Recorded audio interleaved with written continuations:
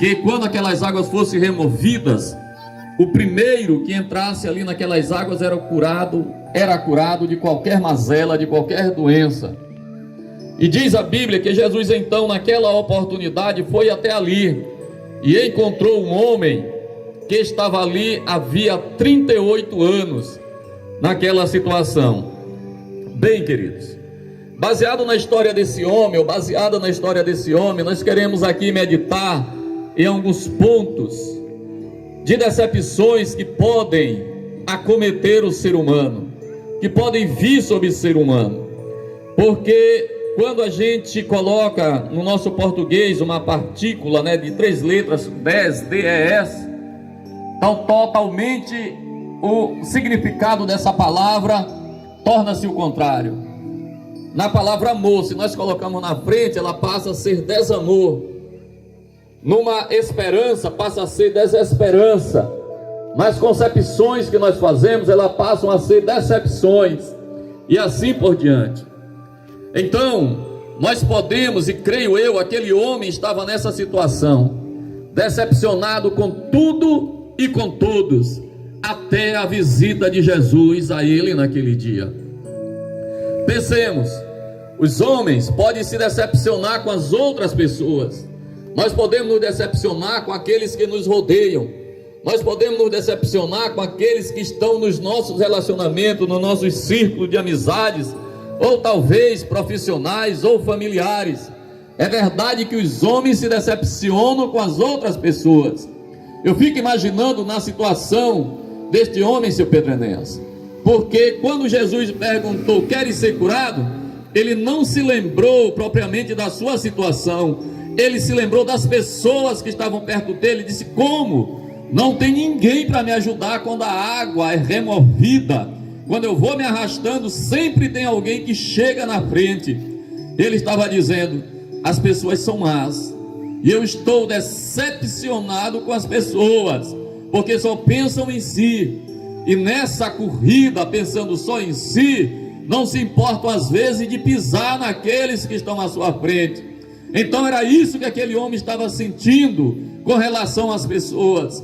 E talvez nesta noite, enquanto nós falamos aqui, aqueles que estão a nos ouvir possam estar dizendo assim: olha, isso está acontecendo comigo, eu estou decepcionado com A, com B e com C, com as pessoas que me rodeiam, talvez com o cônjuge, talvez com os familiares, talvez com as pessoas que lhe cercam no seu trabalho, ou até com aqueles que se dizem seus amigos.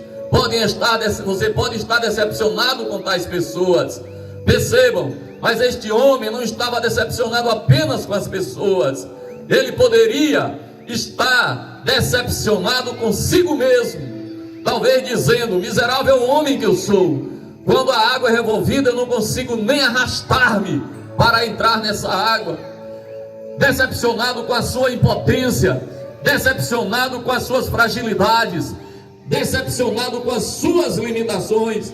E quantas pessoas estão hoje, nesses dias, dessa mesma forma, decepcionado consigo, decepcionado com as suas tomadas de decisões, decepcionado com as suas escolhas, decepcionado com aquilo que ele fez, que de repente não lhe agradou e não agradou as outras pessoas. Isso traz um auto-engano, uma autodecepção. Talvez aquele homem estivesse pensando dessa mesma forma, decepcionado consigo mesmo por não conseguir ajudar-se. Porém, as pessoas também podem se decepcionar com a religião ou com as religiões. Aquele homem talvez estivesse decepcionado com o sistema religioso que lhe rodeava. Percebam, estava tendo uma festa religiosa lá em Jerusalém, mas ele estava no alpendre, manco, aleijado, e não vinha ninguém para ele ajudar. Talvez ele estivesse decepcionado com os sacerdotes, que nunca tinham ido ali para dar-lhe ao menos uma palavra. Talvez ele estivesse decepcionado com os levitas lá do templo, que nunca tivessem ido lá para cantar um hino para ele. Talvez ele estivesse decepcionado com aquele sistema religioso. Infelizmente, nesses dias, também nós vivemos um sistema religioso que às vezes não nos agrada. Nós vivemos um sistema religioso que às vezes, ou quase na maioria, são religiões que não pregam a Jesus Cristo como Senhor e Salvador, morto, ressuscitado ao terceiro dia com poder e grande glória. Pois nessa noite eu quero vos dizer, você que está ao alcance da nossa voz, eu não quero te apresentar uma religião, eu quero te apresentar a Jesus poderoso, que pode salvar o homem, mudar o seu caráter, tirá-lo do mais profundo abismo e trazê-lo para a sua maravilhosa luz, arrancá-lo do mais profundo pecado que ele se encontre e levá-lo para o reino do Filho do seu amor. Nesta noite, talvez você que esteja me ouvindo também estivesse com a situação daquele homem, decepcionado com as pessoas, decepcionado com a religião, decepcionado consigo mesmo. Mas também aquele homem poderia estar decepcionado com Deus. Nesses dias, seu Sóstenes, as pessoas têm colocado culpa em Deus pelas suas mazelas, pelos seus pecados, pelos seus contratempos, pelas suas desilusões. Os homens cerram os punhos, olham para o céu e colocam a culpa em Deus. Porém a Bíblia diz, se o homem tiver que queixar-se de alguma coisa, que queixe dos seus próprios pecados. O homem às vezes ele não reflete que ele está numa situação, que ele está num poço, que ele mesmo cavou para si, e não foi Deus, mas os homens culpam a Deus. Talvez aquele homem estivesse decepcionado com o próprio Deus, mas escute uma coisa, aquele dia foi especial para aquele homem, porque naquele dia ele recebeu a Jesus, o homem Deus, o Deus homem, o Todo-Poderoso, o carpinteiro de Nazaré, aquele que tem o poder das suas mãos. Chega então Jesus, e aqui que nós queremos agora refletir um pouco, como é que Deus faz com esses decepcionados, como é que Jesus age em relação às pessoas que estão decepcionadas. Primeiro, Ele se importa comigo e com você, porque a festa estava lá em Jerusalém no templo. Ele então se desloca lá para a porta da cidade, chamada Portal das Ovelhas. Ele vai até aquele homem que há 38 anos estava ali sofrendo, irmã Gelsa. Ele vai até lá, ele vai até o problema, ele vai até a pessoa. Ele se importa comigo e contigo e vai ao nosso encontro. Talvez nessa noite você esteja também sofrendo desilusões, decepções. Jesus veio ao teu encontro nesta noite te trazer esta palavra. Jesus veio ao teu encontro nesta noite trazer essa palavra de alento, de esperança, e dizer que Ele te ama, porque Ele deu a vida por você. Ele vem ao teu encontro nesta noite. Bendito seja o nome de Jesus eternamente. Segundo, Ele cura com a palavra que sai da sua boca. Louvado seja Deus eternamente. Ele chegou para aquele homem e perguntou: tu queres ser curado? Aquele homem preso no seu mundinho, preso nas suas limitações. Ele então diz assim: não, ele nem olhou para Jesus, ele só olhou para as circunstâncias, ele só olhou para o que estava ao seu redor, as dificuldades, a ruindade, por assim dizer, dos homens. Pega para essas duas aqui, ó. Pega para essas duas. Jesus elas são crentes. Elas são crentes. Queres ser curado? Queres ser curado? Queres ser curado? E Jesus nessa noite, mais uma vez, através da sua palavra, mais uma vez conclama a cidade de Porto Rico, conclama esta rua, conclama os moradores aqui de perto e pergunta: queres ser curado? Infelizmente, a nossa sociedade é uma sociedade que está adoecida, enferma e decepcionada, mas às vezes também não quer ser curada. Ela não quer ser curada.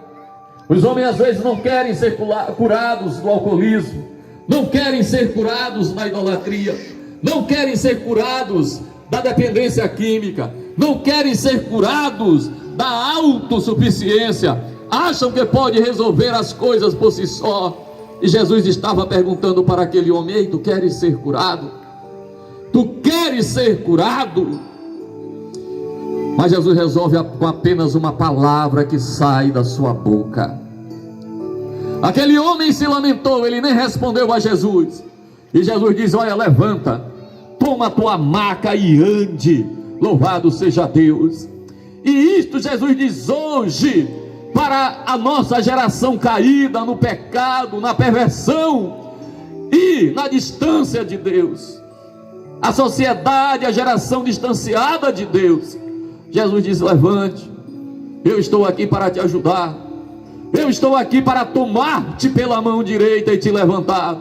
Eu estou aqui para curar do pecado. Eu estou aqui para curar do corpo e para curar da alma. Louvado seja Deus eternamente. Louvado seja o nome de Jesus. Aleluia. Louvado seja Deus. Aleluia. Bem, queridos, mas só que Jesus, ele também exige mudanças morais, porque depois ele encontrou aquele homem e lhe disse: olhe, você está curado, não volte a pecar, para que algo pior não lhe aconteça. Ou seja, Jesus estava dizendo: eu mudei a tua vida, mas só que eu exijo mudanças, e mudanças morais. Eu exijo que tu mudes, não volte a pecar, não volte para a vida de pecado, de transgressão, de iniquidade. Era isso que o nosso Deus estava dizendo. Prestemos atenção.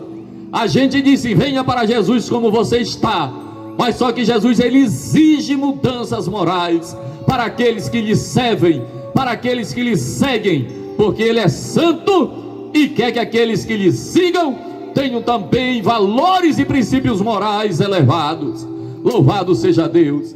Então, queridos, é hoje esta palavra que temos para vós outros. Jesus está neste lugar através da sua palavra e pergunta: queres ser curado?